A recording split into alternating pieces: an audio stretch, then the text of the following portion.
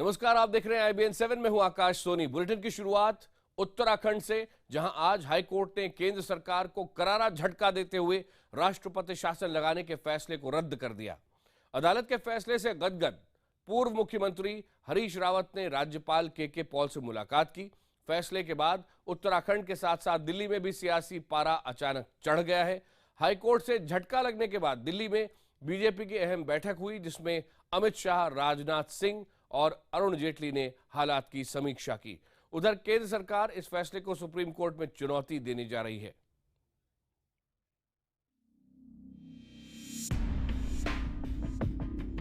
जैसे ही नैनीताल हाईकोर्ट की double bench ने उत्तराखंड से राष्ट्रपति शासन हटाने का फैसला सुनाया, पूर्व मुख्यमंत्री हरीश रावत के घर के बाहर कांग्रेस कार्यकर्ताओं ने जश्न मनाना शुरू कर दिया। अपने फैसले में नैनीताल कोर्ट ने कहा कि राज्य में 18 मार्च से पहले की स्थिति बनी रहेगी। कोर्ट ने केंद्र की ओर से राज्य में धारा 356 का इस्तेमाल सुप्रीम कोर्ट की ओर से निर्धारित नियम के खिलाफ बताया। नैनीताल हाईकोर्ट का यह फैसला केंद्र सरकार के लिए तगड़ा झटका है। दरअसल हरीश रावत ने राज्य में लगाए गए राष्ट्रपति शासन को चुनौती दी थी।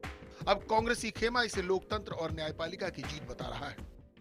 मैं अभिभूत हूँ जिस तरीके से इस लड़ाई को यहाँ के कॉमन मैन ने, आम आदमी ने लड़ने का काम किया, जिस तरीके से वो जुटे हैं।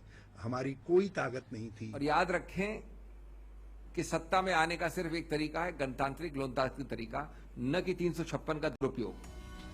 कोर्ट ने 29 अप्रैल को विधानसभा में फ्लोर टेस्ट का भी आदेश दिया है। इसके अलावा कोर्ट ने कहा कि कांग्रेस के 9 बागी विधायकों को अपने किए की सजा भुगतनी होगी, यानी इनकी सदस्यता रद्द की जाएगी।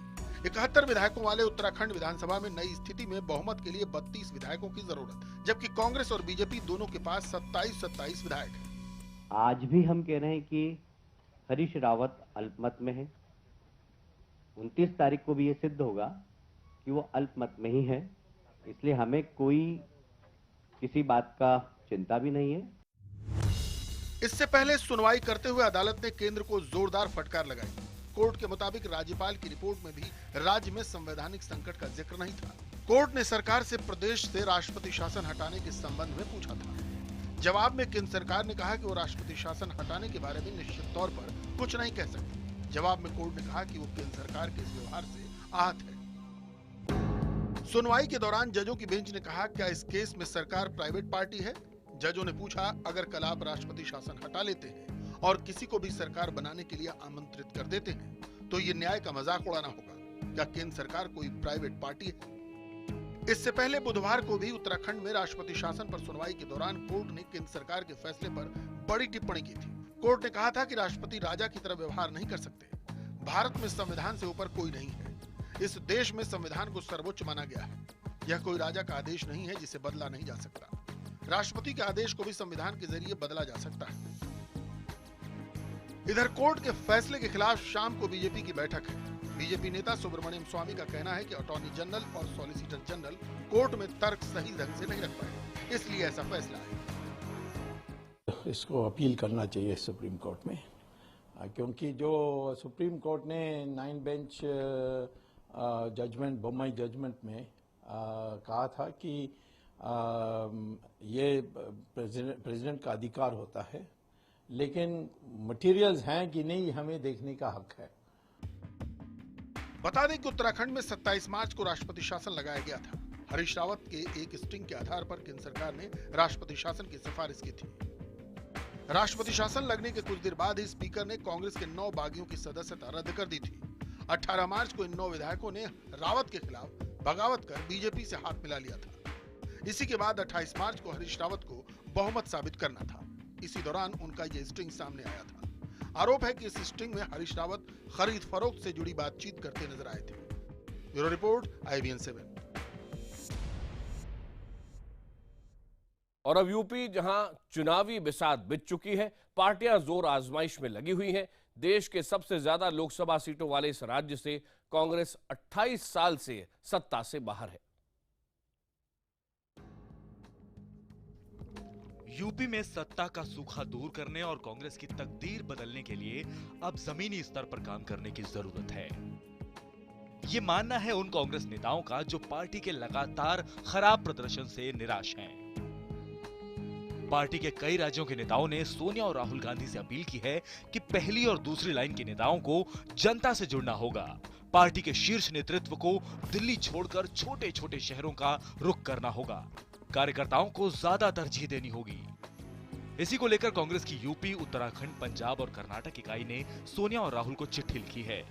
चुनाव वाले राज्यों की राजधानी में कांग्रेस वर्किंग कमेटी की बैठक करने की मांग की है। देश के दूर दराज के छोटे शहरों में बड़े जलसे और बैठकें करने की भी मांग की है। यही नहीं, पार्टी में कई सालों से बड़े पदों पर बैठे नेताओं के खिलाफ भी गुस्सा साफ दिख रहा है। सामान्य कार्यकर्ता मांग कर रहे हैं कि पार्टी में बड़े नेताओं तक पहुंच के चलते जो लोग सालों से बड़े पद पर काबिज हैं, उन्हें बाहर का रास्ता दिखाने का वक्त आ गया है। पार्टी के शीर्ष नेतृत्व और आम पार्टी वर्कर के बीच फासले से पार्टी को नुकसान हो रहा है और सही तस्वीर शीर्ष नेतृत्व तक पहुंच नहीं पा रही।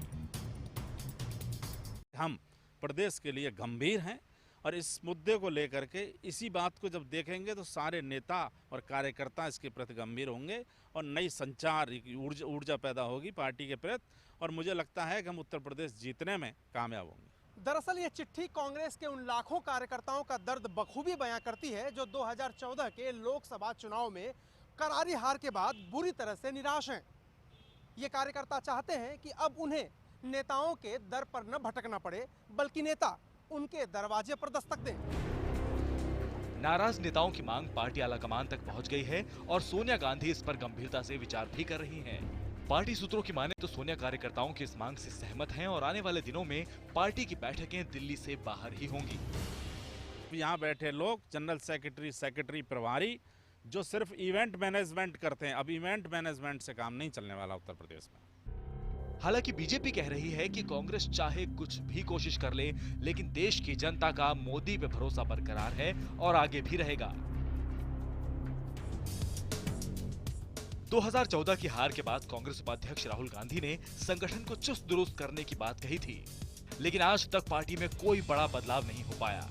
यही नहीं, पार्टी में दशकों से बड़े पद पर बैठे नेता नतीजा दिए बिना ही पद पर बने हुए हैं।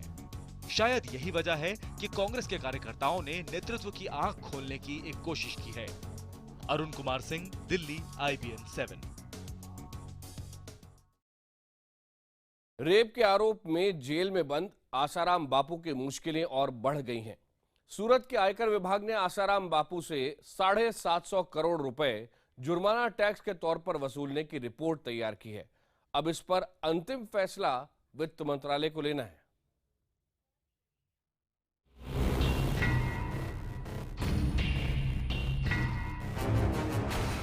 जेल में बंद आसाराम और नारायण साईं पर अब शिकंजा कसता जा रहा है।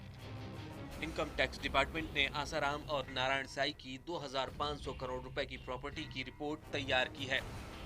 30% टैक्स के हिसाब से उनसे 750 करोड़ रुपए से ज्यादा की वसूली की जाएगी।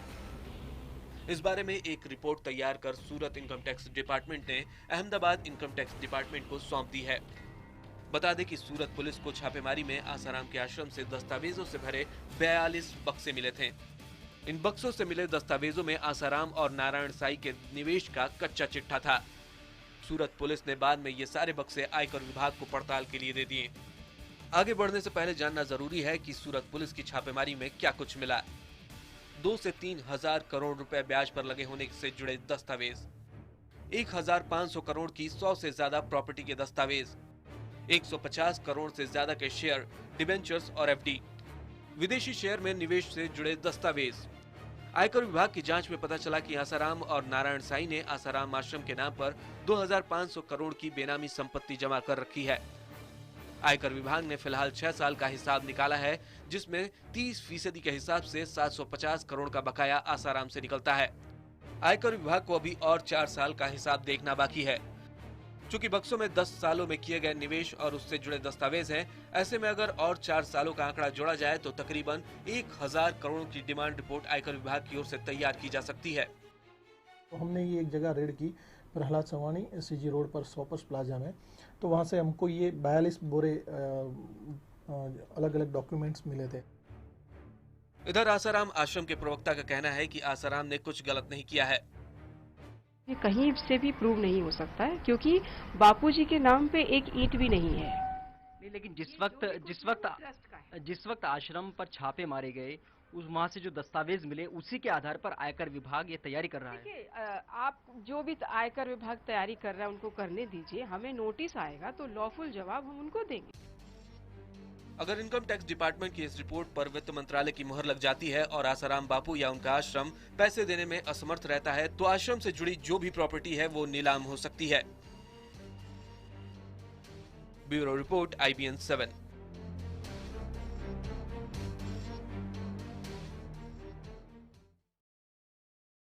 अभी वक्त है एक ब्रेक का, जल्दी लौट रहे हैं और खबरों के साथ।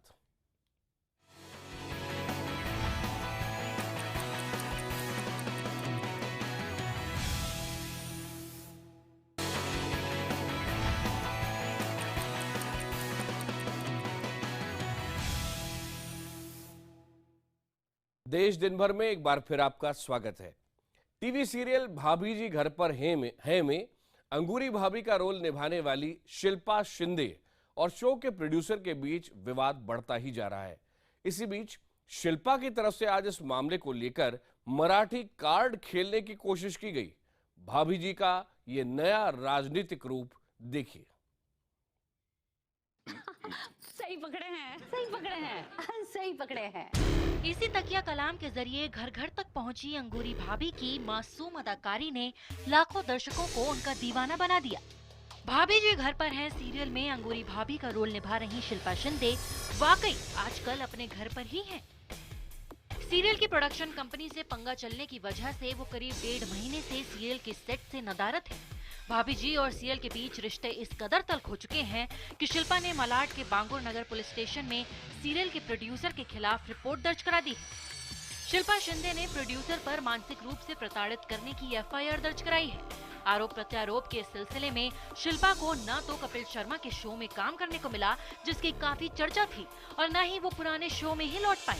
इस मामले में शिल्पा शिंदे ने सिने एंड टीवी आर्टिस्ट एसोसिएशन यानी सिंटा में भी गुहार लगाई तो थी, पर वहाँ भी शिल्पा के पक्ष में कोई फैसला आता नहीं दिखा। अब ऐसे में शिल्पा शिंदे ने पूरे मुद्दे को राजनीतिक एंगल देने की ठान ली है। शिल्पा अब इस पूरे मामले को मराठी वर्सेस गैर मराठी का रंग देने की कोशिश कर रही है। इसी के मद्देनजर शिल्पा ने महाराष्ट्र नवनिर्माण सेना पार्टी की शालिनी ठाकरे और महाराष्ट्र नवनिर्माण चित्रपट कर्मचारी सेना के अध्यक्ष अमय कोपर के साथ एक प्रेस कॉन्फ्रेंस की। कि अगर एक आर्टिस्ट अच्छा काम करता है उसके तो आर्टिस्ट की टेंट्रम्स झेलना बहुत जरूरी है, बिकॉज आर्टिस्ट हम एंटरटेनमेंट के लिए काम करते हैं, बहुत सारे मूड्स होते हैं, बहुत सारी चेंजेस होती है। जाहिर है कि MNS अब तक अपने राजनीतिक करियर के लिए मराठी मुद्दों को भुनाती आई है, तो ऐसे में शिल्पा शिंदे के इस विवाद को भी पार्टी मराठी मुद्दे का रंग देने में नहीं चूकना चाहती। आप अगर किसी भी आर्टिस्ट को अल्टीमेटली ये सबसे पहले इंडस्ट्री ही हमारे को बोलती है कि ये क्रिएटिव फील्ड है, क्रिएटिव लोगों के ऊपर प्रेशर डालना जरूर बहुत मुश्किल होता है, क्योंकि वो फिर उनके काम पे परफॉर्मेंस पे रिफ्लेक्ट करता है। इस तरह का प्रेशर चलता है। इधर सिंटा का कहना है कि शिल्पा बिना बात इसे मराठी वर्सेस गैर मराठी का मुद्दा बनाने पर तुली है, जबकि ऐसी कोई भी बात नहीं। बता दें कि भाभी जी घर पर है में जल्द ही शिल्पा शिंदे की जगह शुभांगी अत्रे लेंगी। शुभांगी अत्रे इससे पहले कसौटी जिंदगी की, कस्तूरी और चिड़ियाघर जैसे धारावाहिक में नजर आ चुकी हैं। भाभी जी अब पछताए होत क्या जब चिड़िया चुग गई खेत। Bureau report, IBN 7। देश दिन भर में आज इतना ही, लेकिन ब्रेक के बाद देखना न भूलें खबरों में खास। आज एक खास रिपोर्ट बगदादी के समंदर बम पर।